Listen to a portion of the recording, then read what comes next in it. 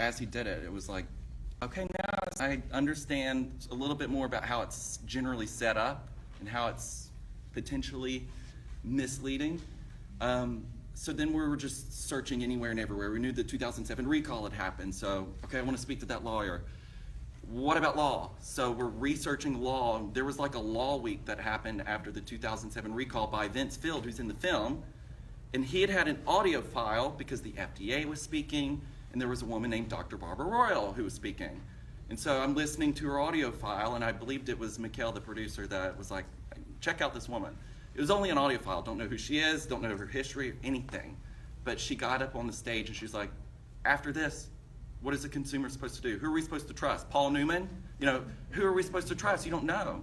And I liked her brash approach to it because most people are just like, well, a big box store and a big company, and she just went there. Because it's like, if I'm going to make a film and spend 6 years of my life, I'm not dancing around the topic. We can talk about the truth of the issue, and if these companies have an issue with that, you could have spoken with me. There's no vendetta or axe to grind. It's just, please, if it's transparency, let's talk.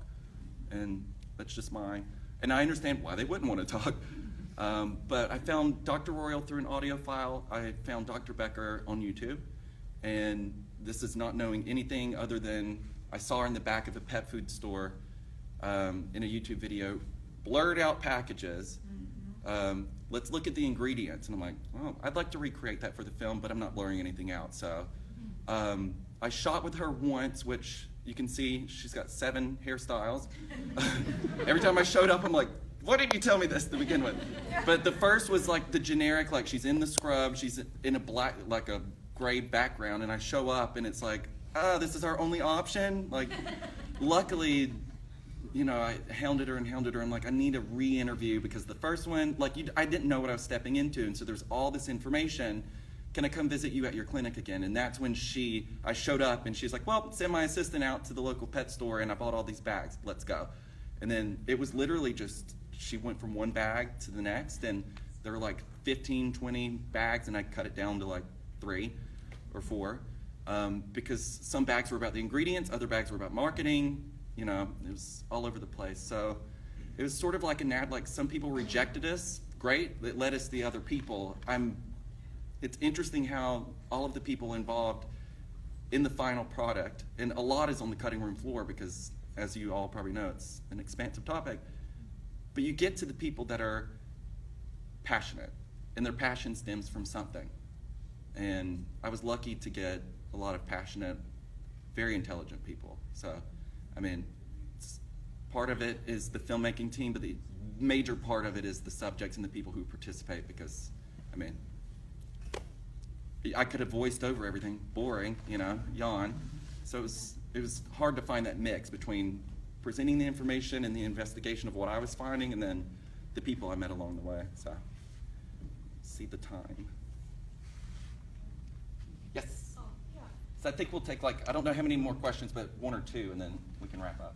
Because of a good friend, I do feed my dog raw now, but my veterinarian is very much against it in the clinic that they work for, and their complaint is saying that hamburger meat, because of the bad practices in American slaughterhouses, are full of fecal matter, and that's why raw hamburger meat is so dangerous to give to your dog.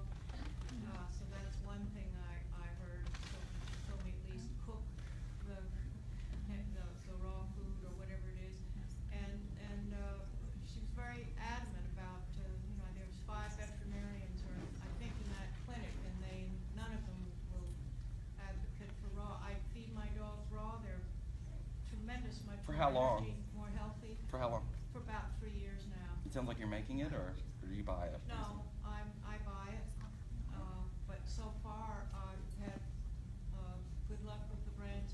I've used my friend, sitting right here, makes her own food, and she's the one that helped me try and make this transition, kicking and screaming because. Yeah. Did she drag you here too? She's right here. Did she have to be drugged to the theater? No. But it took a long, long time. Yeah, it did. It took a long You know, I'll end on this. The biggest hope is trying not to make people feel threatened or that I have to shove the information down their throat. That's not the intention. The intention is just to sort of know a broader scope. You don't have to do raw and raw only, you know. It's not the goal. The goal is to say, why is the industry working the way that it is? And if you're feeding a dry food, or if you're feeding a canned food, or if you're feeding a raw food, no matter what you do, how is it made? You know, what's the process?